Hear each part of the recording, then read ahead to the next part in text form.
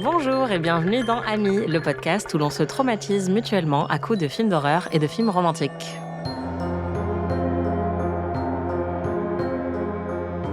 Salut, moi c'est Marie et je commence à aimer les films d'horreur.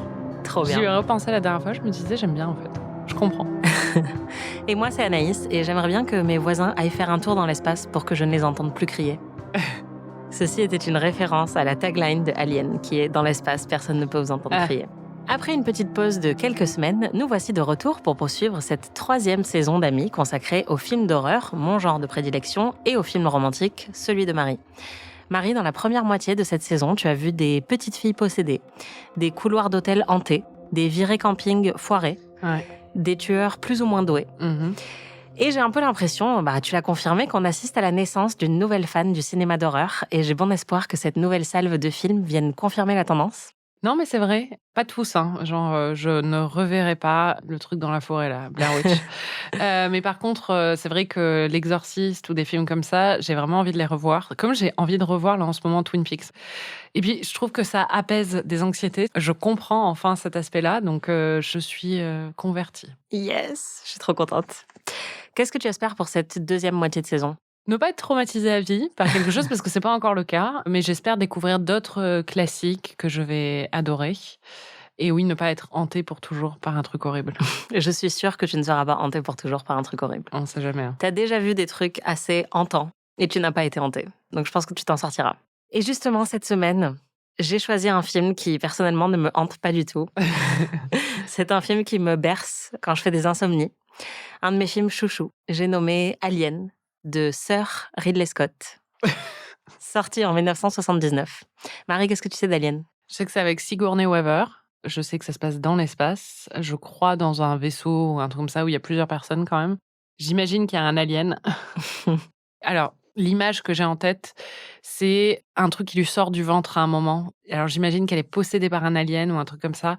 J'avoue que c'est un peu la métaphore de tout ce qui me fait peur dans la grossesse, cette scène. Donc, elle est gravée en moi après l'avoir vue. J'ai vu pas mal de gifs sur Twitter. Mais à part ça, je sais pas. J'imagine que c'est un huis clos dans l'espace avec des aliens qui sont menaçants. Et du coup, comme c'est dans un vaisseau, on peut pas s'enfuir, quoi. Et quand on crie, personne nous entend. À quoi est-ce que tu t'attends ? À avoir peur, honnêtement. J'aime pas l'espace. Enfin, j'aime pas. J'ai rien Toutes les contre. fois où j'y suis allée, j'ai vraiment pas aimé. Je ne discrimine pas l'espace, mais non. C'est non pour moi. C'est un grand non, en fait. Déjà, j'aime pas prendre l'avion, donc j'ai peur du vide, j'ai peur des grands espaces vides. Enfin, c'est pas comme si j'étais confrontée à ça. C'est clair. Mais je trouve que c'est terrifiant, en fait, cette idée. Et l'idée qu'on est hyper loin du sol et de la terre, ça me terrifie. Et en plus, je suis un peu claustro, comme on l'a vu avec c'était The Descent. Et l'espace, c'est toujours claustro. Et en même temps, beaucoup trop grand. T'es enfermé dans un truc tout petit, dans un espace beaucoup trop grand. Et ça me terrifie.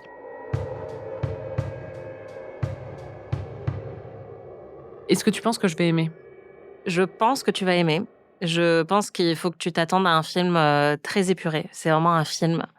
Enfin, pour moi, c'est la perfection, quoi. Il n'y a pas de gras, il n'y a rien en trop. Mais je pense que tu vas aimer, parce que c'est un très bon film. C'est un classique. Tu penses que je vais avoir peur ? Je sais pas. J'espère que tu vas avoir peur, que tu vas souffrir. Moi, il me fait pas du tout peur. Enfin, il me file des frissons de plaisir. Voilà, c'est vraiment un film que j'ai regardé à plusieurs reprises quand je me sentais angoissée et que j'arrivais pas à m'endormir. Je regardais ça et il y a un côté un peu sourd. Ça fait un peu boîte à bruit, tu vois, bruit blanc. Ah ouais, c'est comme dans Premier Contact de Denis Villeneuve, quand elle va les voir, à chaque fois quand elle monte dans leur vaisseau pour leur parler, il y a cette espèce de truc sourd qui tombe où c'est un silence mais très lourd. Ouais, c'est ça. En fait, comme beaucoup de films dans l'espace, c'est un peu pareil avec 2001. Il y a vraiment un côté enveloppant, feutré, qui peut être un peu claustro, mais qui, moi, m'apaise beaucoup. Mais effectivement, peut-être que ça va appuyer sur certains de tes boutons, je sais pas. Je suis très curieuse, honnêtement, je sais pas du tout si ça va te faire peur. Mais je pense que c'est un film un peu old school comme Halloween, donc qui peut te faire réagir, tu vois, parce que moi, je trouve que ça fait pas du tout peur, mais c'est très maîtrisé. Il y a un truc que je voulais dire avant qu'on aille le voir, c'est que quand j'ai commencé à parler à plusieurs amis du fait que je voulais mettre Alien dans la liste, c'était un des premiers que je voulais te montrer. Et il y a plein de potes qui m'ont dit « Mais Alien, c'est pas un film d'horreur ?» Donc je suis curieuse de voir ce que tu vas en penser aussi, puisque c'est un film d'horreur et de science-fiction, ça se passe dans l'espace. Et donc, pour certaines personnes, visiblement, certaines personnes qui ont tort, il y a débat sur est-ce que Alien est ou non un film d'horreur. Donc on aura l'occasion d'en reparler, mais pour moi, c'est très évidemment un film d'horreur, même s'il y a aussi des éléments de science-fiction et d'action. Il n'y a pas photo.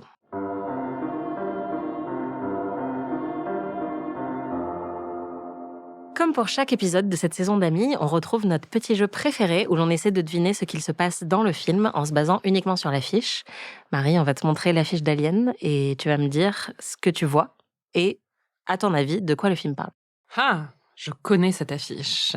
Ouais, elle est connue. Ah, le 8e passager. Alien, le 8e passager. Donc, il y a un alien et il y a 7 êtres humains dans ce vaisseau. T'es vraiment trop forte. Ouais.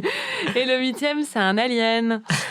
Dans l'espace, personne ne vous entend crier. Alors, c'est un œuf un peu radioactif, donc j'imagine que c'est l'alien qui est en train de naître.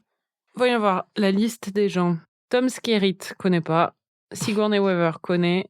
Harry Dean Stanton, il était dans Twin Peaks. Mhm. C'est qui dans Twin Peaks déjà? C'est le vieux monsieur qui est dans le trailer park dans Twin Peaks The Return. C'est celui avec le ballon et l'accident. Oui. Ouais. John Hurt, je le connais, lui. Ian Holm, Bilbo le Hobbit. Ça, j'avais oublié ta hobbiterie. Ma hobbiterie? Ouais. Comment peux-tu oublier? C'est une belle affiche. Minimaliste. C'est un peu ce que tu disais du film aussi, c'est-à-dire... Très épuré. Épuré, voilà. Ouais, ça me donne envie. Cool. Je sais que tu étais très impatiente à chaque fois qu'on en a parlé. C'était un de ceux qui te faisait le plus réagir. Oui, parce que c'est un des gros classiques. C'est comme The Shining ou Carrie. J'ai très hâte de voir Carrie aussi, ou L'Exorciste. C'est des films où... Enfin, je sais très bien qu'il faut que je les voie, que c'est des énormes lacunes dans ma culture cinématographique. Oui, et je pense que tu as raison de rassembler ces trois-là, puisque c'est aussi des films, on l'avait dit avec Shining, qui transcendent un peu le genre de l'horreur. Oui, c'est-à-dire que tu es censé les avoir vus, que t'aimes le genre de l'horreur ou pas. Quoi. Non, mais c'est ça. C'est comme ne pas avoir vu Le Parrain, c'est la honte, quoi. Mais Alien, ça fait des années que je veux le voir, et c'est un énorme classique. Et à chaque fois que je dis à quelqu'un que j'ai pas vu Alien, d'ailleurs, à chaque fois que je parle de cette saison et je dis que je vais voir Alien, la première réaction pour moi, c'est pas un film d'horreur, c'est vraiment genre, mais t'as pas vu Alien? Ah ouais. Donc vraiment, quoi. Très bien, j'ai très hâte que tu découvres Alien. On va aller le regarder de ce pas. J'adore Sigourney Weaver, il faut que je le dise. Parfait. Et c'est marrant parce que dans ma tête, je l'associe vachement à Jamie Lee Curtis. On va en reparler. On va voir Alien? Bah oui. Allez. Some of you may have figured out we're not home yet. We're only halfway there. Mother's interrupted the course of our journey. Why? Seems she has intercepted a transmission of unknown origin. She got us up to check it out. What kind of a transmission? Acoustical beacon that repeats at intervals of 12 seconds. SOS? I don't know. Human. Unknown. It doesn't look like an SOS. It looks like a warning. On est de retour et ça y est, Marie, tu as vu Mommy Issues, le film. Ouais. Et j'ai une très bonne nouvelle pour vous, les amis. On a retrouvé la Scream Queen, telle qu'on l'avait découverte avec Halloween.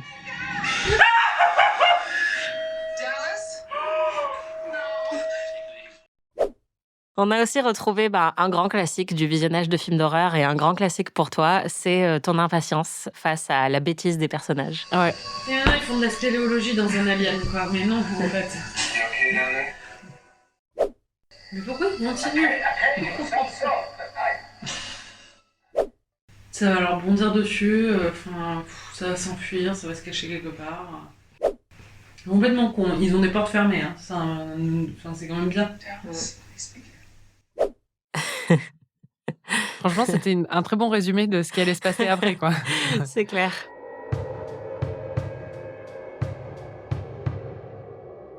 Pour les personnes qui n'auraient pas vu Alien ou ne l'auraient pas vu depuis longtemps, Marie, est-ce que tu peux résumer le film en 30 secondes ?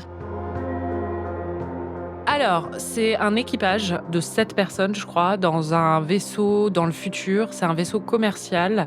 Ils sont réveillés par le vaisseau pour aller visiter une planète ou un truc comme ça où il y a, je sais pas, ils doivent voir parce qu'il y a eu un signal d'alerte. Ils trouvent un œuf, évidemment, d'alien, où il y en a un qui se fait attaquer et c'est sur sa tronche. Du coup, ils ramènent l'alien. Et évidemment, l'alien, après, il est dans le vaisseau et il les bouffe tous. Voilà. Sauf Ripley, qui est génial. Et il y en a un qui a un robot au milieu. T'as pensé quoi du film? J'ai beaucoup aimé. J'ai trouvé que c'était très beau visuellement et que ça avait très très bien vieilli pour un film de science-fiction de cette époque. J'ai beaucoup aimé le personnage de Ripley. Je trouve que Sigourney Weaver est incroyable dedans. C'est très efficace, c'est bien fait. Ça m'a pas hantée ou terrifiée et ça va pas me marquer pour des années, mais je le reverrai avec plaisir. J'ai l'impression que c'est toujours un peu le truc à tous les films, c'est genre, ça m'a pas hanté pour toujours, je n'ai pas été traumatisée à vie, donc bon, 8 sur 10, quoi. J'attends. Non, Mais vraiment, si tu veux ça, je vais t'en trouver, hein, mais on a établi très vite que tu ne voulais pas vraiment ça. Donc, non, mais honnêtement, comment il s'appelle, Bob, ça m'avait traumatisée, hein, j'y pense régulièrement à Bob. Ouais, mais bon, après, c'est forcément différent avec une série qui construit bien sûr, sur des semaines et des semaines. Évidemment. Mm. Mais oui, très Tu me fais bon film. regretter de ne pas te traumatiser, en fait. C'est un peu bizarre. Mais excellent film. Magnifique. Si tu devais le résumer en 3 mots. Atmosphérique, gluant, froid. Ok, très bien.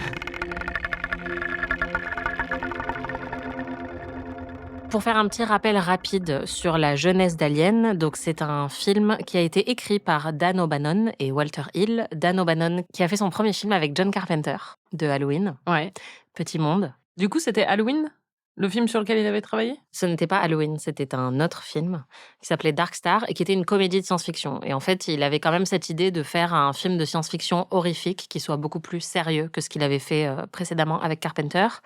Il a été embauché sur le projet d'adaptation de Dune d'Alejandro Jodorowsky, qui n'a jamais vu le jour. Enfin, je sais pas si tu connais l'histoire, mais ça a été un projet de film qui est entré dans la légende, qui n'a jamais été fait, mais qui rassemblait certains des plus grands talents de l'époque.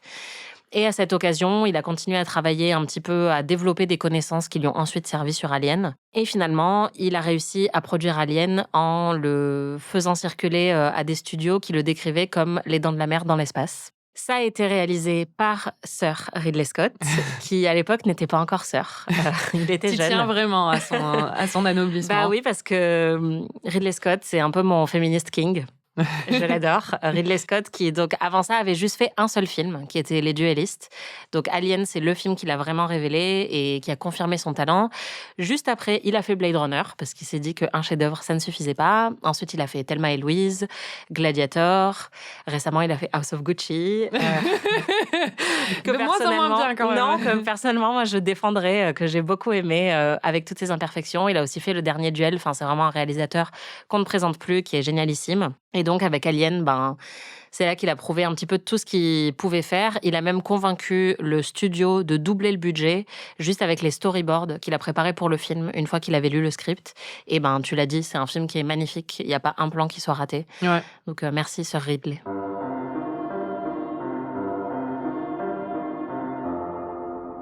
On va rentrer dans les détails du film. Ça commence avec une intro qui est devenue assez célèbre puisqu'elle est très épurée, comme je te l'avais dit un petit peu avant que tu vois le film. On a juste des bâtons qui représentent les lettres aliens qui apparaissent très très très lentement à l'écran pour composer le titre final. Et ça a été pensé pour déjà établir tout de suite une sorte de nervosité et d'impatience et de stress, et ça a marché exactement comme prévu sur De toi. toute façon, sur moi, tout ce qui joue sur l'impatience marchera. Donc, C'est clair. Le stress là. Toute la première partie du film est assez atmosphérique, comme tu l'as très bien décrit. C'est vrai que c'est assez lent. J'avais essayé de te préparer dans l'intro en disant que c'était très épuré, tout ça. Mais c'est vrai que tu t'es un petit peu endormie. Pas pendant les 20 premières minutes. Non, pas complètement, mais le sommeil me rattrapait un tout petit peu. Il faut dire qu'on l'a regardé un soir, après le boulot. Donc, j'étais fatiguée, quoi. T'as compris pourquoi je trouve ce film très relaxant et pourquoi je le regarde avant de m'endormir. Ah mais totalement, c'est-à-dire que j'allais m'endormir. Non mais même je le reverrai avec plaisir et il m'a fait sursauter. Mais il m'a pas fait peur. Donc, je serais pas effrayée, quoi. Ouais, c'est ça. Moi, je le trouve vraiment rassurant. En fait, je l'ai tellement vu et je trouve que l'atmosphère a quelque chose de tellement enveloppant que vraiment, j'adore le regarder avant de m'endormir. Et comme je disais, ça m'a vraiment aidé à combattre certaines insomnies. Et ce que j'aime avec cette première partie qui est assez lente, c'est qu'elle permet vraiment d'établir le lieu, l'univers et l'atmosphère du film. Qu'est-ce que tu as pensé des décors? Parce que je trouve que c'est vraiment le moment où on peut le plus en profiter, c'est dans cette première demi-heure où en fait on peut juste savourer le vaisseau, la planète. Bah, ils sont très beaux de toute façon. En général, quand même, dans les films de science-fiction de cette époque, il y a un double plaisir de la déco de science-fiction, mais qui est aussi un peu vintage, parce que c'est une vision des années 70 sur la science-fiction. Mais du coup, c'est très très beau. Franchement, les décors sont... Et puis les costumes sont vraiment très bien aussi, Ouais. dans un autre genre. Mais ouais, enfin, même la photographie est vraiment belle. Honnêtement, visuellement, il est parfait, quoi. Ça t'a fait rire quand on regardait le film parce que tout de suite, je t'ai dit, quand j'étais plus jeune, mon rêve, c'était de vivre dans un vaisseau spatial. Et je crois que j'ai encore toujours un peu ce fantasme. Genre, même quand je regarde For All Mankind ou quand je regarde des trucs de science-fiction qui se passent dans des vaisseaux, le côté hyper confiné, en fait, c'est bizarre parce que le confinement m'a traumatisée, mais c'est un peu comme les tiny house, tu vois. C'est un côté très rassurant parce que c'est petit. Ouais, mais c'est petit dans l'espace. Oui, c'est ça. Mais du coup, justement, ça crée une espèce de petit cocon que je trouve assez apaisant. Et d'ailleurs, bah, c'est un peu ce que tu as ressenti quand tu as vu la scène où ça met pas mal de temps à arriver pendant toutes les premières minutes. En fait, il n'y a pas d'humain. On voit juste les décors du vaisseau. Et après, on les voit qui sont réveillés de leur hypersommeil. Et ils sont tous dans des pods individuels, donc des espèces de cocons dans lesquels ils ont été endormis. Et là, tout de suite, tu as eu cette réaction aussi où tu as dit que ça avait l'air trop bien. Trop bien. Mais tu étais un peu circonspecte sur certains décors. Assez vite, ils vont explorer cette planète depuis laquelle ils ont reçu un message d'alerte. Et ils trouvent un immense alien qui est un peu fossilisé, qui est très très grand dans cette espèce d'immense pièce qui ressemble à une grande cave. Et t'as dit que la déco ressemblait au Hard Rock Café. Bah ouais. Ça m'a beaucoup fait rire. Bah non, c'est vrai. Parce qu'en plus, c'est un des plans qui a été étudié à l'époque dans la production pour tout de suite indiquer aux spectateurs que c'était un film de science-fiction, entre guillemets, sérieux, qu'on n'était pas sur un truc un peu cheap, un monster movie, et que ça allait être ce plan-là, un peu grandiose, qui allait établir que non, c'était de la SF Ah, mais c'est le de Hard Rock qualité. Café de qualité. Hein. C'est un super bel Hard Rock Café, mais ça m'a rappelé cette esthétique. C'est une esthétique un petit peu métal, tu vois ce que je Ouais, veux dire? complètement. Très industriel, Voilà, exactement. très noir, gris. Ouais, voilà. J'adore, je trouve ça vraiment magnifique. Mais ça m'a rappelé aussi le plan, justement, dans l'espèce d'alien, là. Ça m'a rappelé la grotte dans Le Seigneur des Anneaux, dans le numéro 1, quand ils sont dans les mines des nains. Ouais, complètement. Et c'est toujours, enfin, je trouve que c'est des univers qu'on adore regarder. Oui, j'aimerais pas y être. Mais ouais. Un petit peu humide comme ça.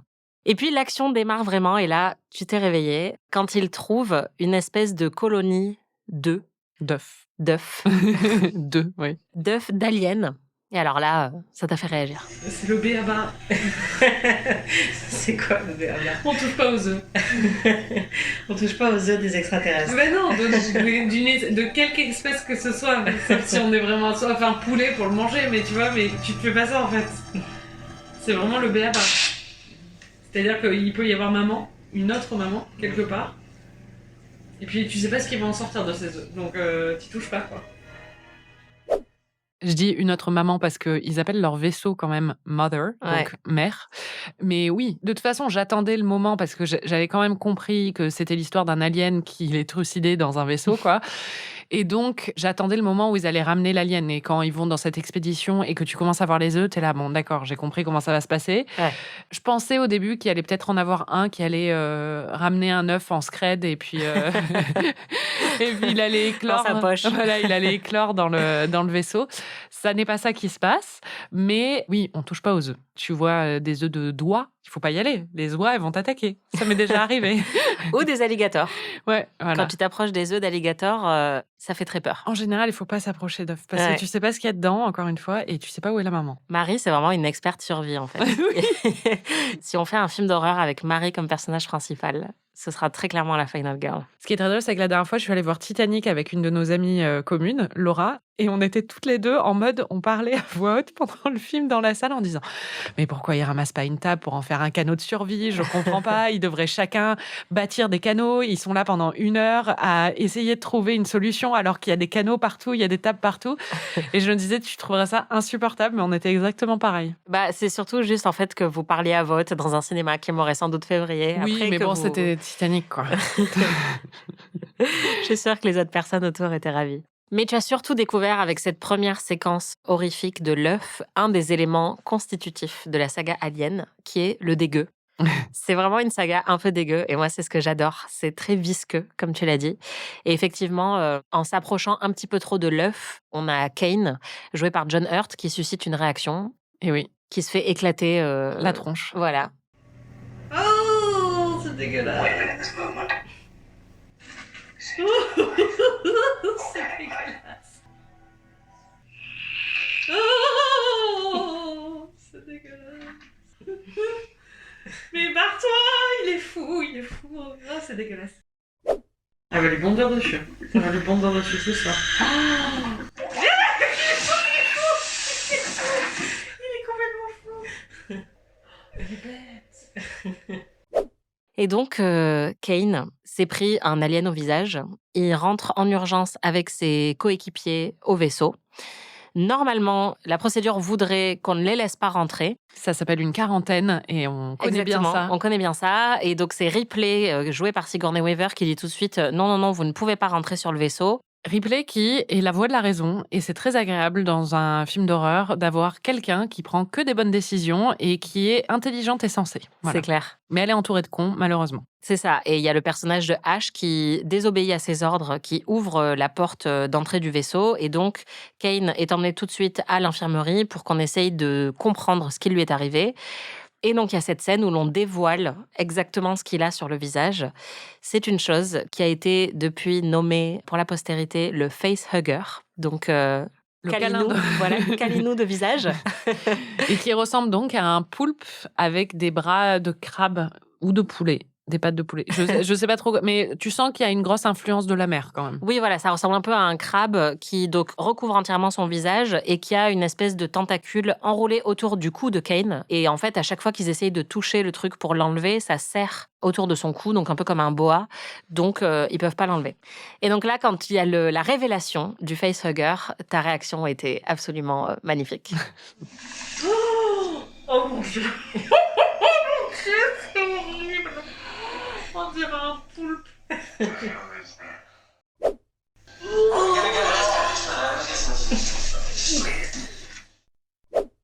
On dirait des pattes de poulet sur un octopus. Oh.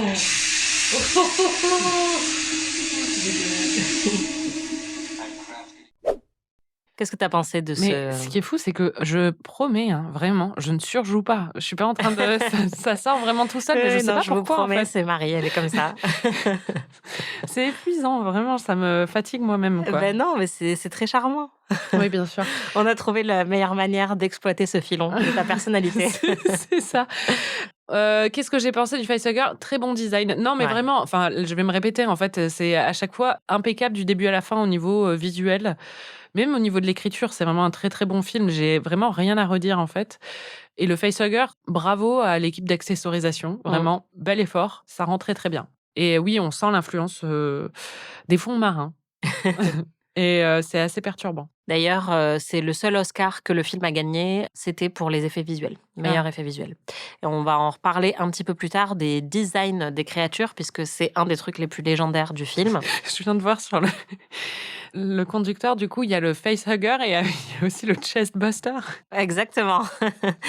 Donc on passe à l'étape d'après, puisqu'en gros, donc Kane a ce truc enroulé autour du visage, et ce qu'on voit aussi en interne, puisqu'il est scanné, c'est que le facehugger a mis une espèce de tube à l'intérieur de la gorge de Kane qui lui permet de s'oxygéner. Mais donc une fois que le truc se détache de son visage et se carapate, on ne sait pas où il est parti, on se dit que c'est bon, Kane va mieux, il a l'air hyper en forme, sauf qu'il a été fécondé en fait. Et on se retrouve autour d'une scène de repas. Très sympathique. Voilà, hyper convivial. C'est censé être leur dernier repas avant qu'ils repartent en hypersommeil. Et donc, on arrive à la scène la plus emblématique, je pense, d'Alien, que tu connaissais déjà, t'en avais parlé avant qu'on voit le film. Bah, c'était la scène où je pensais en fait que c'était Sigourney Weaver qui avait ça. Je sais pas pourquoi, parce que je pense que j'associe donner naissance à quelque chose aux femmes. Mais du coup, c'est un homme qui a un monstre qui lui sort du ventre, comme un poing qui sort. Et en fait, c'est un petit alien avec des petites dents qui lui déchire le ventre pour émerger. C'est magnifique. C'est une très belle scène de gore. Ça fonctionne très, très bien. Oh là là, oh là là.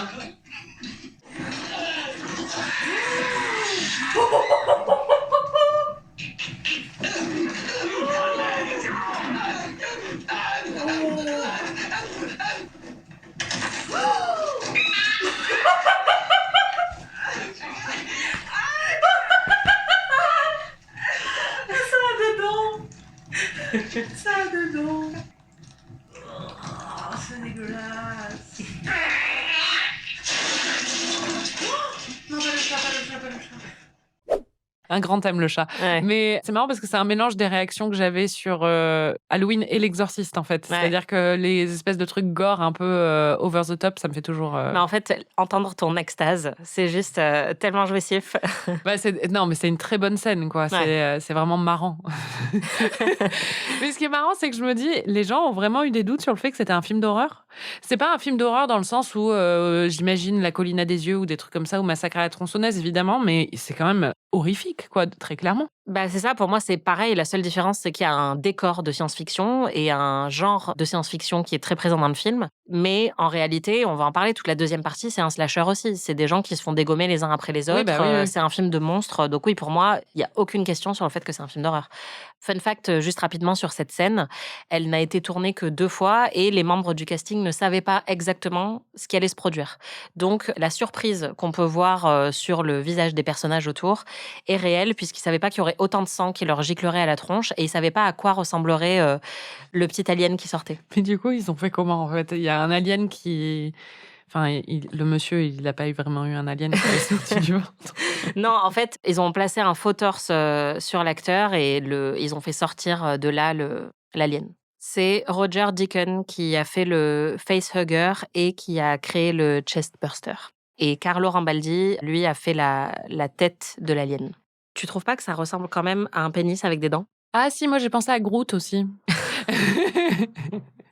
Mais oui. Pas la même vibe. Oui. Mais en fait, c'est ça le truc, c'est qu'en fait, le passage de cet alien-là qui sort du ventre à celui qu'on va voir plus tard, il est très rapide. Il a un taux de croissance qui rivalise largement avec celui de Renesmee Smith dans Twilight. C'est clair. Il grandit très très vite et il ne ressemble absolument pas. Alors je sais qu'un bébé, ça ressemble pas forcément à un adulte, mais quand même, il y a un lien, tu vois. Là, vraiment, il y a rien. Il ressemble un peu, hein. À l'âge adulte, j'ai l'impression, on dirait un cafard géant. Et enfant, on dirait un pénis avec des dents. Le concept le plus important pour eux à l'époque, c'était la notion de biomécanique. Et donc, le fait que ça paraît à la fois biologique et mécanique. Et donc, il y a un côté, effectivement, insecte qu'on retrouve plus dans le gros, mais qui est aussi présent dans le petit. C'est juste qu'il est rose, comme un pénis. Mais il y a quand même un côté, à un moment, il part, on dirait qu'il part un petit peu sur des roulettes. Quand il se met à courir, c'est hyper marrant. Mais ce qui est important de retenir, et on va en parler un petit peu plus tard si on rentre dans l'analyse du film, mais... Très clairement, la fécondation de Kane a été conçue dès le départ comme une métaphore de viol. Et c'était très important pour toute l'équipe, et notamment pour Dan O'Bannon et Ridley Scott, que ce soit un personnage masculin qui subisse le facehugger, puisque ça évoquait vraiment la notion de viol et qu'ils ne voulaient pas que ce soit un personnage féminin qui doive traverser ça. Et d'ailleurs, les hommes sont les premiers à mourir dans le film. Et donc, le fait qu'en plus de ça, il y a la notion de la maternité qui est très présente, et le fait qu'il accouche du chestburster qui ressemble à un pénis, il y a quand même une symbolique extrêmement forte sur le genre et sur la maternité et sur le viol. Mais ensuite, effectivement, il va s'agrandir. Et la version adulte de l'alien s'appelle un xénomorphe. Ok. Why not? T'en penses quoi, du coup, du gros, du xénomorphe? Bah, il fait peur. Après, bon, j'ai l'impression d'en avoir vu plein des comme ça, en fait, depuis. Mais je pense qu'il a influencé plein de monstres dans la pop culture. Je voyais juste pas le rapport entre lui et le bébé, en fait. Je me suis dit, il y en a un deuxième qui s'était caché ou un truc comme ça. Et après, j'ai compris, mais... En fait, oui, c'est vrai qu'il a eu une énorme influence sur le reste de la science-fiction. Et cette créature-là est vraiment devenue mythique, le xénomorphe. Elle a été conçue par H.R. ou H.R. Giger, qui est suisse, et qui était un artiste qui avait été repéré par Dan O'Bannon. Quoi J'allais dire, dans ce cas-là, c'est H.R. Giger. Exactement. Il avait été appelé pour bosser aussi sur l'adaptation de Dune de Jodorowsky, qui ne s'est pas faite. Et donc, Dan O'Bannon avait été très impressionné à ce moment-là par ses dessins. Mais Giger, c'est quelqu'un qui a un univers extrêmement sombre depuis. Voilà, il est devenu hyper connu grâce notamment à Alien. Il y a eu des expositions qui ont été consacrées à son œuvre. Et ses premiers dessins de concept paraissaient même trop sombres pour le studio qui n'en voulait pas. Mais Dan O'Bannon a vraiment insisté pour que ce soit lui qui puisse concevoir la créature de l'alien. Et il y a notamment un truc qui est assez remarquable et qu'on voit dans les deux versions petite et adulte, c'est qu'il n'a pas d'yeux. Et donc, il y a vraiment ce côté mécanique et un peu primal, qui est même pas comme un insecte, en fait, qui fonctionne plus à l'odorat et au feeling. Et puis, il y a le côté vraiment visqueux. Dans les deux versions aussi, c'est quand même une créature qui aime bien les big bisous bien baveux, quoi. Qui est vraiment tout le temps en train de dégouliner de lubrifiant. Enfin, c'est vraiment assez atroce, je trouve.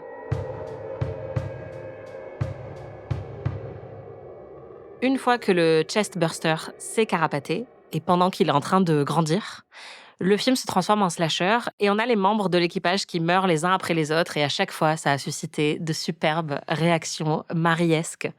Notamment avec Brett, qui est joué par Harry Dean Stanton, que tu avais découvert dans Twin Peaks The Return, qui a joué dans Paris, Texas, qui a ce visage qu'on adore. Ouais, là, son visage n'est pas hyper mis en valeur. Enfin, honnêtement, je l'ai reconnu, mais il n'a pas le côté émouvant qu'il avait dans Twin Peaks, quoi. Non, là, en fait, c'est le début de sa carrière aussi, c'est-à-dire il avait déjà énormément travaillé. J'allais dire, il a l'air d'avoir déjà 50 ans. Donc... Oui, il n'était pas très jeune. En fait, c'est ça qui est intéressant, c'est qu'aucun des membres du casting n'était vraiment très jeune, mais il avait joué dans beaucoup de seconds rôles, mais le plus connu à l'époque du casting, c'était John Hurt, et donc Harry Dean Stanton n'était pas encore Harry Dean Stanton, quoi. Mais donc, il se retrouve à chercher le chat, un de tes personnages préférés. Le personnage le plus important. Voilà, et il se fait zigouiller, c'est le premier, après Kane, à se faire zigouiller par l'alien. Il va ouvrir son truc, il y a un... Oh là là! C'est énorme ce truc! C'est énorme! Et il a beaucoup grandi là quand même.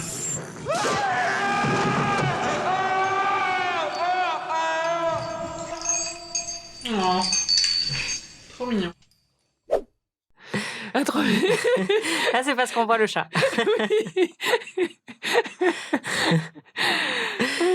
Vous allez le voir, c'était un grand point de focalisation de Marie durant ce film. Mais c'est marrant parce que là, on a l'impression que c'est ce que tu étais en train de dire, que tu étais en train de calculer en direct que c'était le même alien qu'on venait de voir. Bah oui. Et donc, t'as pas eu peur, tu étais juste en train de dire, mais pourquoi il est si grand? Bah oui, et puis je le trouve pas effrayant en fait. Ce qui fait peur, c'est le fait qu'il veut tuer tout le monde.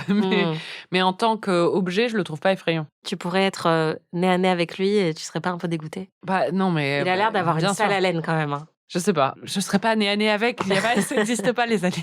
C'est fou d'être à la fois tellement bon public parce que t'adores tous les films que je te montre et en même temps d'être très mauvais public sur l'horreur où genre rien ne te fait peur quoi. Bah non, moi je crie quand même. Oui, mais après t'es là. Ouais non, le xénomorphe qui est genre une des créatures de science-fiction et d'horreur les plus célèbres de tous les temps. Non mais en fait les trucs avec des carapaces, ça me fait pas très peur. Je sais pas comment l'expliquer. T'as pas eu assez de cafards dans ta vie pour... Bah non, j'en ai eu pour le coup. Hein. Putain, j'en ai eu à New York, mais... Qui était quasiment de la taille du xénomorphe. Hein. Oui, c'est vrai, je les ai vus. J'en ai eu, c'était horrible. C'est marrant parce que les cafards à la base, bon là je vais raconter ma vie, ça ne me dégoûte pas. Après, pour avoir eu des cafards, ça a fini par me dégoûter vraiment parce que c'était horrible de vivre avec. Il y en a partout à New York, je précise. Hein, j'étais pas dans des conditions horribles, mais par contre, une souris, là, on pourrait en discuter, quoi. Ok, je vais chercher plus de films avec des rats. Voilà. Ensuite, il y a la mort de Dallas. Je sais plus qui c'est. C'est celui où je pensais qu'ils avaient une histoire. Oui. Je pensais qu'ils avaient une histoire avec Ripley, parce que je cherche toujours des histoires. Hein. Je pense quand même qu'il s'est passé un truc. Il y avait une proximité, hein. Il a bien protégé un moment et tout ça. Mais Dallas, c'est le chef, en fait. Il est un peu relou parce qu'il veut pas écouter Ripley quand elle lui dit des trucs très sensés. Et il finit par mourir.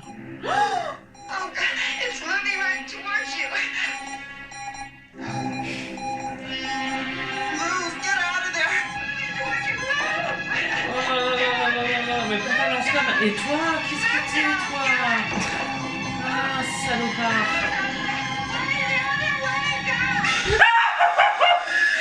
Dallas?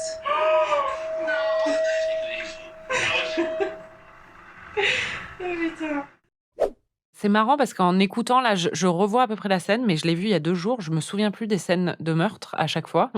Alors que Halloween, je m'en souviens encore de chaque scène. Je pense aussi que c'est parce que le monstre me fait moins peur ou j'ai du mal à projeter un truc dessus. Du coup, il y a un effet, évidemment, on l'entend, de dégoût, de surprise et de sursaut. Mais en même temps, je trouve pas les scènes de meurtre hyper mémorables. Sauf la scène où il sort du ventre de l'autre. Oui, je pense que ça s'explique par 2 choses. Déjà, à part la scène du chestburster, elles sont toutes très peu éclairées. C'est un film qui est très sombre, littéralement. Il y a beaucoup de scènes dans le noir et c'est des scènes d'attaque à chaque fois très furtives. Parce que comme ils savaient que s'ils montraient trop l'alien, ça allait faire cheap, parce qu'ils n'avaient pas encore les moyens à l'époque de faire une créature trop réaliste. Et donc, ils ont beaucoup joué sur les effets d'ombre et de lumière. Ils voulaient jamais qu'on voit entièrement l'alien. Et donc, ça les a forcés, je pense, à faire des scènes de meurtre qui sont très rapides. Et donc, effectivement, ça fait sursauter sur le coup, mais on voit pas aussi bien, alors que la scène du chestburster, elle est très éclairée, elle est autour de la table de repas, etc. Oui, c'est ça. Mais c'est marrant ce que tu dis, parce que tu disais tout à l'heure que c'était les dents de la mer dans l'espace, mais c'est la même logique, en fait. C'est-à-dire qu'il y a beaucoup de suggestions pour justement pas avoir l'effet ridicule que peut avoir une maquette ou quelque chose qui serait pas à la hauteur, quoi. Exactement. Mais on en arrive à ton personnage préféré. Oui. Il faut qu'on parle du chat. Ouais. J'avais rien dit avant parce que je ne voulais pas te spoiler cette belle surprise, mais je savais une chose sur Alien, c'était que tu serais contente qu'il y ait un chat. Parce que c'est vrai que c'est un film où le chat est très mémorable et en plus, il ne lui arrive rien de grave. Oui, mais alors ça, je ne le savais pas. Parce qu'en fait, comme il est arrivé des trucs aux chiens dans Halloween, à ce moment-là, quand je t'avais dit on touche pas aux animaux, tu m'avais dit oula, on va avoir des problèmes. Et du coup, quand j'ai vu le chat, je me suis dit c'est sûr, il va lui arriver un truc. Le chat était ton plus gros point de focalisation pendant tout le film, on va l'entendre. Oh, il y a un chat. Oh. Anybody ever tell you you look dead? Oh, le petit chat. Qu'est-ce qui va arriver au chat, Anaïs? J'ai pas tout mis, hein. Vraiment, le film était ponctué de réactions par rapport au chat. Je suis tellement gaga, c'est horrible. Mais non, mais ça me faisait très peur qu'il lui arrive un truc, en fait. Parce qu'en plus, déjà, le pauvre, on l'emmène dans un vaisseau. C'est vraiment pas un bon endroit pour un chat. Ouais, mais c'est cool pour les gens qui ont le chat. Oui, mais on s'en fout. Enfin, il faut penser un peu à l'animal. Il peut pas chasser. Il peut pas regarder d'arbres, d'oiseaux ou s'imaginer chasser. Il est enfermé dans un espace où il y a rien, quoi. Oh, gros bébé. C'est elle qui va bouffer l'alien à la fin. Les chats, c'est un peu l'inverse. Non. Oh, non. Oh non, tu m'avais dit qu'il y avait des animaux qui allaient souffrir. Ah là là, comme dans Halloween. Oh non, Anaïs. Ah non, ça, vraiment, je veux voir. Oh non. Mais oui, en fait, t'avais une théorie vraiment très étrange. Mais c'est pas étrange. T'as voulu me faire croire des choses. Non, j'ai pas du tout voulu te faire croire des choses. C'est juste que tout de suite, t'as commencé en disant le chat va manger l'alien. Moi, connaissant Alien, j'étais là, bon, c'est un peu... c'est pas trop ça qui se passe. Et surtout, évidemment, j'ai juste dit, t'en sais rien, peut-être que effectivement, ça va être l'inverse, puisque dans beaucoup de films d'horreur, l'animal est la première victime, où il y a un animal qui est victime du tueur. Et donc là, tout de suite, dès que j'ai dit ça, mais c'était un peu comme ça à la rigolade. On rigole pas avec ce genre de choses. Tu t'en es saisi. Et ensuite, tu as passé tout le film à effectivement placer une importance très puissante sur le chat. Et on va l'entendre, je comprenais pas trop ton histoire de possession. Ah l'autre il a mué et il a été bouffé par le chat ou un comme ça. Je crois que tu surestimes beaucoup ce chat. Non mais je crois qu'il est possédé par le truc. Ils vont le prendre à bord et en fait le chat il est possédé. Oh là là, le chat, tous les coups il est possédé ce chat. Je crois que le chat il va être possédé. Mais est-ce que tu m'as dit qu'il allait arriver quelque chose au chat? Non, je t'ai rien dit du tout. Franchement, ça aurait été pas mal si le chat avait été possédé, parce que ça aurait été hyper cruel, mais c'est le... Marie, script doctor. Elle le prend quand elle s'enfuit. Et en fait, évidemment, quand elle s'enfuit et qu'elle détruit le vaisseau, tu te dis, forcément, la menace va perdurer à l'intérieur de son petit vaisseau. Et je me disais, vu qu'elle emmène le chat, c'est une bonne façon d'avoir la menace qui la surprend, parce qu'elle est en train de lui faire un câlin et tout ça, et ça se trouve, d'un coup, en fait, c'est l'alien. On va l'entendre, tu étais convaincue de ça à la fin. C'est le chat. Le chat et la tête avec ton chat. Le chat et l'alien. Le chat n'est pas l'alien. C'est vrai? Oui. Oh là là, non, c'est le chat, j'en étais sûre, c'est le chat.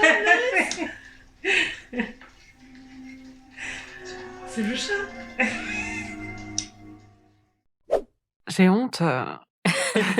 Mais non, mais c'est bien d'avoir des convictions comme ça. Ouais. Et puis, Non, mais je pense que c'était aussi pour exorciser une peur, parce que j'avais vraiment peur qu'il arrive quelque chose à ce chat, donc j'essayais d'imaginer les pires scénarios, en fait. ouais. Honnêtement, ça fait aussi du bien de devoir je te me planter plantais. un petit peu voilà, sur les théories. Il y a eu aussi une autre théorie qui concernait le personnage de Ash.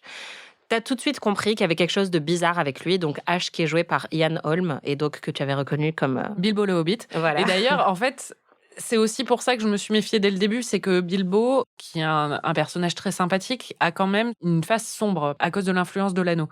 Et donc, il y a une scène où il devient vachement menaçant d'un coup dans le premier film. Et donc, quand je vois Ian Holm, j'ai du mal à me départir de cette image. C'est-à-dire que je vois une ambivalence. Ouais, une dualité où il a Exactement. un côté très sympathique et en même temps, il peut switcher à n'importe quel Ouais. moment. Lui, il a vraiment envie de foutre la merde. Hein. C'est clair. Non, mais lui, il a un ultérieur motif quelque part. Hein. Il veut qu'ils clament tous pour qu'il ait de l'argent tout seul ou un truc comme ça, quoi. Mais tu étais pas tout à fait. J'y étais dans le sens où j'avais compris qu'il devait ramener l'alien, quoi. T'avais compris qu'il cachait quelque chose, mais on va l'entendre, ta théorie s'est un petit peu portée ailleurs. Il savait très bien ce qu'il allait faire. Il doit être un contrebandier ou un connerie de ce genre qui doit ramener des espèces, je sais pas quoi, là. Il doit être payé hyper cher pour ramener ce truc. Et du coup, il a décidé de faire ça comme ça. Mais dans tous les cas, il savait où il allait. Hein. Mes théories sont plus logiques que ce qui s'est passé dans le film au final. Bah non, pas forcément. Bah si, un robot. Bah c'est un film de science-fiction. Oui, puisque la révélation qui arrive assez tard dans le film, c'est que Ash est un androïde Why not? qui est un employé de l'entreprise et qui donc avait reçu des instructions très différentes de celles du reste de l'équipage et qui devait ramener cette espèce alien à bord pour qu'elle puisse être étudiée et sans doute utilisée pour créer des armes. Et tu t'en rends compte au moment où il commence à avoir du... J'ai pas compris ce qui se passait. En fait, les androïdes dans l'univers d'Alien, Oui, leur sang est blanc, quoi. voilà, leur sang est Ils ont blanc. de la sève. C'est un truc qu'on voit dans Westworld aussi. Et donc, il commence à transpirer un petit peu. Et il y a du liquide blanc qui lui coule sur le visage. Et là, tu comprenais pas ce qui se passait. Il y a de la sueur blanche comme ça.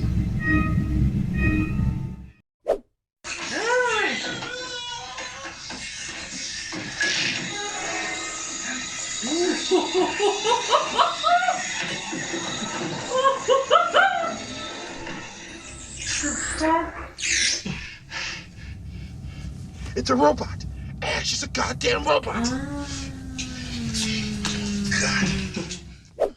Voilà, tout s'explique. Ouais. Et c'est quelque chose qu'on va retrouver dans tous les films aliens, en fait, où il y a toujours un androïde ou plusieurs androïdes. Mais c'est vrai que là, la révélation fonctionne particulièrement bien. Enfin, en tout cas, j'ai eu l'impression qu'elle avait bien fonctionné. Oui, très bien, très bien. Puis c'est marrant après quand il ranime. Ouais.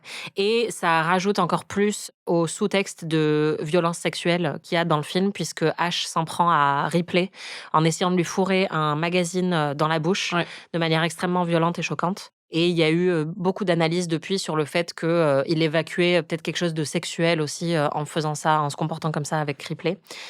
Et à la fin, il ne reste plus que Ripley, puisqu'il reste 2 autres personnages qui se font aussi buter par l'alien. Et d'ailleurs, là, on voit un petit peu plus l'alien. Il est d'ailleurs suggéré que l'autre personnage féminin, joué par Veronica Cartwright, a été violé par l'alien. On voit pas ce qui se passe, mais on l'entend crier pendant assez longtemps. Ah bon? Ouais, Ok. avant qu'elle soit tuée. Et donc, à la fin, il reste plus que Ripley et le chat. Les 2 seuls qui comptent. Voilà, et qui doivent s'échapper du Nostromo puisqu'elle réalise qu'elle ne pourra pas se débarrasser de l'alien autrement qu'en s'échappant et en faisant exploser le vaisseau pour éviter à tout prix que l'alien, justement, se propage quelque part en dehors du vaisseau. Il y a toutes ces longues séquences où elle court dans le couloir qui sont très, très stressantes et qui t'ont d'ailleurs beaucoup stressée. Regarde devant toi. Oh là là là là là là là là là là là. The option to override automatic detonation expires in T-minus. Ça va être là, ça va être là, ça va être là, ça va être là, ça va être là. Ah, c'est là, c'est là, c'est là. J'adore. Tu veux raconter du coup tout ce qui se passe à la fin Elle fait péter le vaisseau et elle part dans une capsule toute seule avec le chat. Elle pense qu'elle est toute seule. Et évidemment, l'alien s'est cachée, commence à l'attaquer. Mais alors là, elle est hyper maline. Elle se cache, elle se met dans une combinaison d'astronaute. Et en gros, elle s'attache à une chaise et elle fait péter une des portes du vaisseau pour qu'en fait l'alien soit aspiré dans l'espace. Donc elle est très maligne, elle utilise son ingéniosité pour se débarrasser de l'alien. Et après, du coup, elle est tranquille. Voilà, elle est avec le son chat. petit chat. Bon, elle est au milieu de l'espace et on ne sait pas si elle va être retrouvée, hein, mais C'est ça, elle enfin, envoie un j'imagine que dernier oui, parce message. qu'il y a Ouais. d'autres films. Elle envoie un dernier message, un message d'alerte pour dire que, voilà, raconter un petit peu ce qui s'est passé. Et elle est toute seule dans l'espace avec le chat, en petite culotte. Une petite culotte très taille basse. Bon, c'était les années 70, ils aimaient bien les tailles basses, mais vraiment, tu sens que ils ont acheté 2 tailles en dessous, quoi. Ouais, c'est clair. Et vraiment une tenue de personnage hyper emblématique. Mais c'est marrant parce que pour moi, la tenue qui me marque le plus, c'est... Enfin, je comprends pourquoi la culotte, c'est celle qui a le plus marqué les gens, mais c'est sa combi, en fait. À la fin, j'avais envie de m'acheter une Ouais. combi avec ses petites Converse et tout ça. Elle est trop stylée, quoi. C'est clair. Qu'est-ce que t'as pensé de Sigourney Weaver dans le film? Bah, elle est super. Honnêtement, c'est marrant parce que c'est vraiment une héroïne assez idéale, mais en même temps, sans en faire des caisses. Tu comprends juste que c'est quelqu'un d'extrêmement compétent et fiable et intelligent dans un environnement où la plupart des gens ne sont pas compétents et fiables et intelligents. Et c'est grâce à ça, en fait, qu'elle survit, quoi. C'est parce qu'elle est juste apte. Et elle est entourée par des mecs un peu cons, quand même, qui veulent pas l'écouter, quoi. Et Ouais. au final, elle s'en sort toute seule. Et j'ai beaucoup aimé ce personnage. De toute façon, j'aime beaucoup Sigourney Weaver, en général. Mais vraiment, ouais, un très bon personnage. Je pense que c'est un des rares personnages sur toute cette époque qu'on peut vraiment qualifier de badass, de personnage féminin badass. Ouais, sans avoir le côté un peu fatigant de ça, tu vois ce que je veux dire? Oui, bah justement parce que c'est en 1979 et que c'était même complètement historique à l'époque, c'est-à-dire que c'était la première fois qu'une femme était l'héroïne d'un film de science-fiction horrifique comme ça. Ouais, mais même elle a pas, par exemple... Enfin, je trouve que beaucoup d'héroïnes badass qui sont arrivées par la suite ont des espèces de talents, par exemple d'arts martiaux ou des choses comme ça va hyper bien se battre. Elle est pas dans ce mode-là, en fait. Tu peux très bien t'identifier à elle, elle a pas de pouvoirs spéciaux ou quoi que ce soit, elle est intelligente, quoi. Après, elle est apte physiquement et tout ça, mais elle a pas d'autres talents que son intelligence et son esprit de raisonnement, quoi. Oui, il y a pas quelque chose de viriliste en fait qui a été posé sur ce personnage-là. Non, pas du tout. Mais c'est aussi pour ça que je dis, Ridley Scott, que c'est mon feminist king, c'est qu'en vrai c'est quand même un fil conducteur dans beaucoup de ses films. C'est Thelma et Louise, quand même. Voilà, c'est un réalisateur qui sait vraiment raconter les personnages féminins, qui sait filmer les femmes et raconter des histoires féminines qui sont vraiment passionnantes. Et ce qui est intéressant avec le personnage de Ripley, qui était donc vraiment historique à l'époque, c'est que quand le script a été écrit, au début, il n'envisageait d'avoir que des personnages masculins. Et ensuite, au moment du casting, ils ont décidé de rendre le processus d'audition unisexe. Donc que n'importe qui pouvait postuler pour n'importe quel personnage. Et d'ailleurs, les personnages n'étaient tous nommés qu'avec un nom de famille. Donc il n'y avait pas de prénom qui puisse les genrer. Mais ils n'avaient vraiment pas envisagé que Ripley, le personnage principal, soit une femme. Et c'est vraiment assez tard que ça a été suggéré. Et c'est devenu une des héroïnes les plus cultes de l'histoire de la science-fiction. Donc bravo à eux. Et c'était vraiment iconoclaste à l'époque. J'imagine pas le rôle joué par un homme, quoi. Non, pas du tout. Et c'est vrai que par la suite, elle est devenue encore plus iconique avec les autres films aliens. Mais ouais, et ce qui est marrant, c'est que tu avais dit qu'elle te rappelait Jamie Lee Curtis dans la trajectoire et le fait qu'elle soit dans un de ces films d'horreur. Oui, puis il y a un côté androgyne un peu aussi dans leur physique. C'est-à-dire elles ont un physique très américain et c'est des grandes perches un peu... Et c'est aussi le film Alien qui a révélé Sigourney Weaver au cinéma, puisque c'était une actrice de théâtre qui était quand même assez connue et son seul rôle avant, c'était un petit rôle dans Annie Hall de Woody Allen. Mais c'est vraiment Alien qui l'a transformée en la Sigourney Weaver qu'on connaît. Donc un petit peu comme Halloween qui a révélé Jamie Lee Curtis. On a déjà parlé du thème de la maternité, qui est vraiment très important dans le film et qui a été hyper analysé depuis dans plein d'études, d'articles, etc. Il y a un autre discours qui est assez intéressant, je ne sais pas si tu l'as relevé, c'est tout ce qui concerne les rapports de classe. Oui, bien sûr, c'est-à-dire qu'il y a 2 personnages, dont le seul personnage racisé de l'équipage et le personnage qui est joué par Harry Dean Stanton. Ils font de la manutention sur le vaisseau, ils s'occupent de le garder en bon état et en fait, ils sont moins bien payés que le reste de l'équipage et c'est une source de tension dès le début, ils en parlent plusieurs fois. Ça pourrait être accessoire, mais le côté financier est assez crucial au final à l'histoire parce que c'est ce qui explique pourquoi ils vont aller suivre cet appel au secours et aller chercher l'œuf Ils vont officiellement pas le chercher, mais en fait, c'est ça. C'est parce que s'ils répondent pas à un appel au secours, ils seront pas payés, quoi. Donc, il y a vraiment cet aspect financier qui les guide et c'est un vaisseau commercial. Donc, Ouais, exactement. Tu l'as très bien dit. Et ils ont été décrits, d'ailleurs, à l'époque, dans le script, ils étaient décrits comme des camionneurs de l'espace. Et c'est vraiment ça, c'est-à-dire qu'au sein du groupe, il y a des dynamiques différentes financières, mais en fait, tout le groupe, on le sent, est sous le joug de cette entreprise qui, elle, a vraiment des intérêts capitalistes et qui les fait un peu faire des va-et-vient dans l'espace. C'est un vaisseau de fret, un vaisseau commercial. Et on sent qu'ils sont tous très frustrés par rapport à leur position hiérarchique. Et d'ailleurs, le fait que Mother, donc maman ou mère, les trahisse à la fin, puisque c'est le vaisseau, mais c'est aussi, en fait, ça représente l'entité de l'entreprise qui les embauche. Comme ça se produit dans les années 70, il y a un discours évident sur la guerre du Vietnam et aussi sur le Watergate et la crise de foi en les institutions que l'Amérique a traversée à cette époque-là. Et donc, quelle plus grande institution que la mer. Et là, en fait, cette institution-là est représentée par le vaisseau qui leur met à l'envers puisqu'on apprend... La mère patrie. Exactement, puisque quand on apprend que Ash les a tous trahis, Ripley est en train de regarder l'ordinateur donc de la mère, qui dit que tout l'équipage est disposable, que s'il meurt à la fin de la mission, c'est pas grave. Et donc effectivement, il y a un discours politique très fort qu'on retrouvait dans énormément de films des années 70 à cause de ces crises historiques.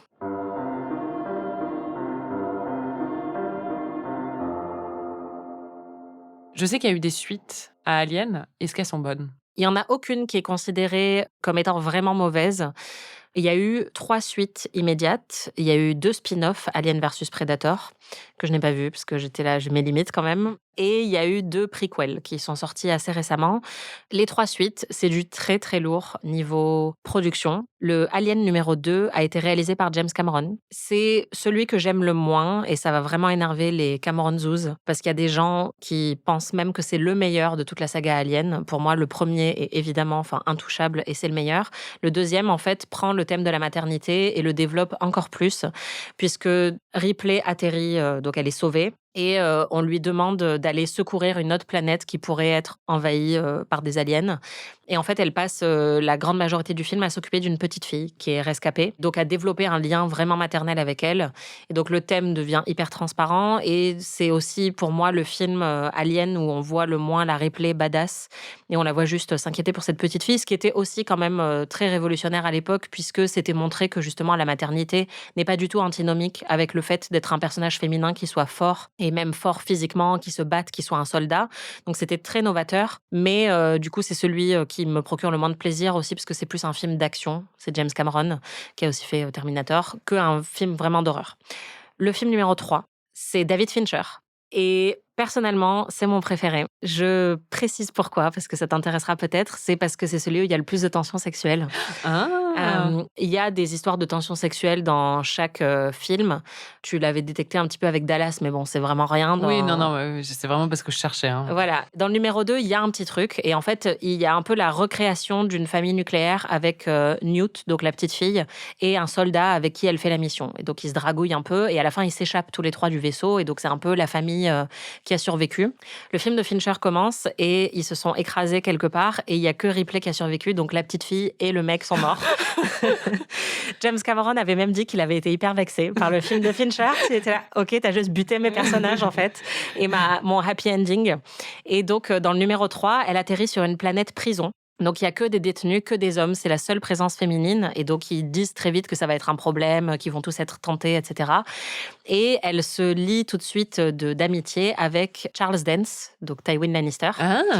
Voilà, qui est le médecin de la colonie de prisonniers. Me dis pas tout quand même, parce que tu m'as déjà spoilé le deuxième, là. Ah, mais tu veux pas que je te spoil? Bah, quand même. D'accord. J'aimerais bien les voir à un moment. Ok, je vais essayer de pas trop spoiler. Mais voilà, il se passe... Il y a une tension sexuelle que je trouve vraiment agréable et j'aime aussi le nihilisme du film 3, Alien, qui est vraiment, il est hyper dark, tu l'as compris, le début est vraiment hardcore, donc je l'aime beaucoup. Le 4, c'est Jean-Pierre Jeunet qui l'a fait. Et il y a Winona Ryder dedans. Ok. Donc vraiment, même les castings, en fait, dans le 2, il y a Bill Paxton. Enfin, tu vas vraiment reconnaître plein de monde. Le 4 est considéré assez unanimement comme le moins bon. Moi, j'ai quand même beaucoup d'affection pour celui-là, mais c'est vrai qu'il est très camp et un peu grotesque. Mais il y a une scène sous l'eau qui est assez culte parce que Winona Ryder a peur de l'eau et donc elle a été traumatisée par le tournage. Et ensuite, il y a eu donc les prequels qui ont été toutes les deux réalisées par Ridley Scott et donc qui se passent avant ce qui se passe dans Alien. Il y a Michael Fassbender dedans, qui est excellent. Donc rien que pour ça, je recommande. Et moi, je les aime beaucoup. Enfin, Prometheus, le premier, j'avais pas trop aimé. Ah oui, c'est ça, d'accord. Ouais. Dedans, il y a Charlize Theron, Idris Elba, Noomi Rapace et Michael Fassbender dans le 1. Dans le 2, il y a Michael Fassbender et un autre casting. Et le 2, Alien Covenant, moi, c'est un de mes préférés aussi, qui est extrêmement sombre et nihiliste aussi. Donc, en gros, c'est Alien Covenant, Alien 3 et Alien qui sont mes préférés. Honnêtement, je te recommande de les regarder. Je sais pas à quel point ça te plaira. Parce qu'il n'y a pas ce côté aussi épuré qu'on avait dans Alien numéro 1. Donc, il faut quand même vraiment être fan de l'univers aussi. Non, moi j'aime bien Michael Fassbender, donc je veux bien que ce soit pas épuré. Franchement, Prometheus et Alien Covenant, Fassbender est génial dedans. Et il va y avoir un nouveau film Alien qui ne sera pas réalisé par Ridley Scott, mais qui va être réalisé par Fede Alvarez, qui a déjà fait un remake de Evil Dead, que j'avais trouvé honnêtement pas mal du tout. Mais t'as pas vu Evil Dead, donc tu peux pas savoir.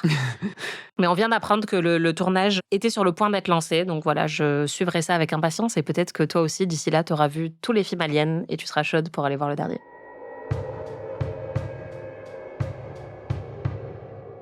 T'as parlé tout de suite, quand on a vu le début du film, de l'influence de ce film-là, notamment sur l'œuvre de Denis Villeneuve. Oui, alors c'est marrant parce qu'au final, il a fait Blade Runner, qui a une adaptation, enfin une reprise du Blade Runner aussi de Ridley Scott. Donc on sent qu'il est attaché à cette œuvre en général. Mais visuellement, c'est vraiment très très évident. Aussi bien dans son Blade Runner que dans Premier Contact, Arrival. Ou vraiment, et même dans Enemy et dans Dune, dans Dune beaucoup et tout ça, mais même dans Enemy et dans d'autres. Visuellement, tu sens qu'il a été très très influencé par ça. Et comme j'adore la filmographie de Denis Villeneuve et son esthétique en général, j'étais sensible aussi à ça, quoi. Bah, c'est sûr que Alien a eu une influence énorme sur tout le reste de la science-fiction au cinéma. Déjà, le côté futur usé, un peu sale, puisque le vaisseau, on le voit, et les portes sont sales. Enfin, il y a un côté très crado dans Alien, qui n'était pas forcément la vision de la science-fiction qu'on avait avant. Bah, maintenant, c'est un truc qu'on retrouve partout dans les films de science-fiction. Et le côté très sérieux aussi de la science-fiction horrifique, c'est quelque chose qui ne surprend plus aujourd'hui, alors qu'à l'époque, ils ont eu du mal à faire le film, parce que les producteurs disaient non, enfin, les trucs dans l'espace, en fait, bof. Et un Alien dans l'espace, en fait, ça va être un monster movie un peu cheap, un peu série B. Et ils ont vraiment dû les convaincre qu'ils allaient faire quelque chose qui serait sérieux et léché, alors qu'aujourd'hui, plus personne ne doute de cette possibilité-là. Et d'ailleurs, dans les influences les plus importantes du film pour Ridley Scott et pour Dan O'Bannon, ça a été 2001 Odyssée de l'espace, évidemment, et Star Wars, qui les a aidés à produire le film, puisque l'espace était enfin devenu cool.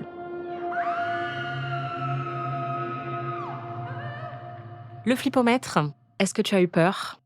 Non. Non, mais vraiment, enfin, j'ai sursauté. J'ai eu des réactions de réflexe, oui. Mais non, j'ai pas eu peur. Mais c'est un 6, quoi, sur 10 ou un truc comme ça, parce que je peux pas quand même dire, on l'entend, j'ai eu des réactions, quoi. Donc, mais je criais pas mal, mais j'étais pas stressée et ça m'a pas marqué après. Est-ce que tu as trouvé ça fun ? Bah oui, c'est très fun. Je pense qu'on l'entend dans les extraits, ça t'a beaucoup fait rire. Ouais, ça m'a beaucoup fait rire et non, c'est un très bon film. Je propose qu'on écoute ta conclusion. J'en peux plus de moi, donc oui, allons-y, mais... Ah ben, je suis contente qu'il soit rien arrivé au chat. C'est un très bon film. T'as vu ? Ouais, surtout que, franchement, bonne décision par rapport au chat.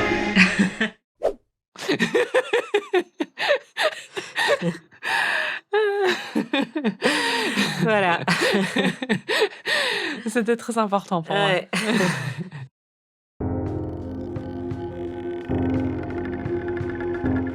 Merci de nous avoir écoutés. Merci Marie. Merci Anaïs. Si vous voulez voir ou revoir Alien, le film est disponible en streaming sur Disney+, avec toutes les suites. Vous pouvez retrouver tous les épisodes d'Amis sur slate.fr ou votre plateforme de podcast préférée. Dans le prochain épisode, Marie va me faire découvrir Atonement ou Reviens-moi en VF. Un film qui est disponible sur Canal+. Si vous découvrez ou redécouvrez ces classiques du cinéma en même temps que nous, n'hésitez pas à partager vos impressions sur les réseaux sociaux. On lit tous vos commentaires et on adore ça. Et si vous n'en avez pas marre de nos voix, n'oubliez pas de vous abonner à notre autre podcast, PIC TV, où l'on analyse l'actualité des séries. Si vous avez aimé cet épisode, vous pouvez nous laisser 5 étoiles et un petit commentaire, ou vous pouvez nous hyper auprès de tous vos amis. On se retrouve la semaine prochaine pour de nouvelles aventures. Et on a une petite annonce. Mardi prochain, le 21 mars, on va être présente au festival Sérimania de 18h à 19h30 pour une rencontre et une dédicace autour de notre livre Le Petit Éloge des anti-héroïnes de série.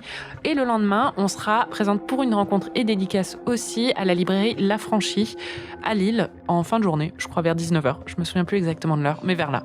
Voilà, on espère vous y retrouver si l'envie vous en dit. Et si vous êtes à Lille, ça nous ferait très plaisir de vous rencontrer. Amis est un podcast d'Anaïs Bordage et Marie Telling, produit par Slate Podcast. Direction éditoriale Christophe Caron. Production éditoriale, prise de son et réalisation Aurélie Rodriguez. Musique Victor Benamou.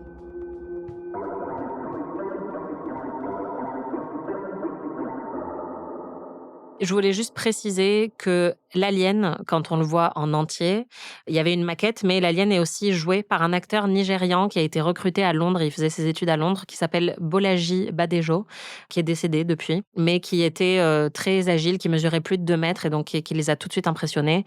Et ça a été son seul film. Et il y a eu ensuite pas mal d'articles qui ont été écrits justement sur ça et sur le fait que c'était vraiment dommage et lui-même regrettait qu'on ne le connaisse que comme la créature d'Alien. Mais ensuite, il a dit qu'au final, c'était comme Boris Karloff, qui était connu pour avoir joué Frankenstein. Au final, c'est un compliment. Et je voulais pas qu'on fasse l'épisode sans le mentionner. Salut, moi c'est Marie et j'ai pas réfléchi à ce que j'allais dire ici. On ne perd pas les bonnes habitudes. Cette reprise se passe très très bien. Si tu veux, on peut parler du chat avant. Parce que là, je sais que tu auras plein de choses à dire.